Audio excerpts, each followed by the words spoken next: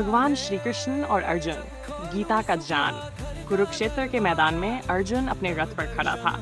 सामने कौरवों की विशाल सेना थी। भीष्म पितामह, द्रोणाचार्य, कर्ण और अनेक महारथी। अर्जुन के मन में शंका और भय था। वह सोचने लगा, क्या मुझे अपने ही बंधुओं से युद्ध करना चाहिए? ये धर्म संगत होगा या अधर्म? उसका मन विचलित हो गया। उसने अपने धनुष को नीचे रख दिया और भगवान श्री कृष्ण से कहा, मधुसूदन, मैं इस युद्ध में नहीं लड़ सकता। मेरे अपने ही संबंधी मेरे सामने खड़े हैं। मैं इन्हें मारकर कौन सा सुख प्राप्त करूंगा? श्री कृष्ण मुस्कुराए और बोले, हे पार्थ, तू जिस मोह में फंस रहा है वह तेरा अज्ञान है। तेरा कर्तव्य है कि तू धर्म की रक्षा करे।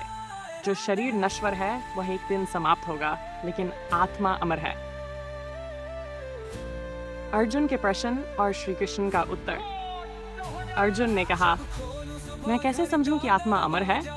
और यदि आत्मा अमर है तो फिर कर्म का क्या महत्व? श्री कृष्ण बोले, हे अर्जुन, आत्मा अजन्मा और अविनाशी है। यह न कभी मरती है और न ही कभी जन्म लेती है।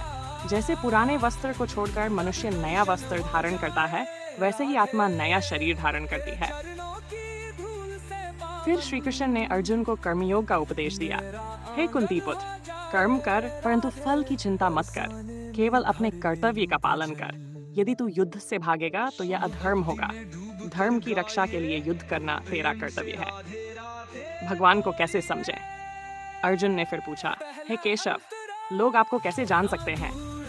भगवान कौन है? श्री कृष्ण बोले, अर्जुन, मैं इस समस्त सृष्टि का कारण हूँ।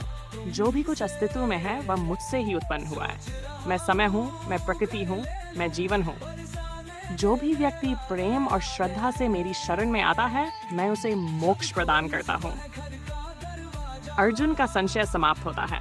श्री कृष्ण के दिव्य उपदेश सुनकर अर्जुन का मोह समाप्त हो गया।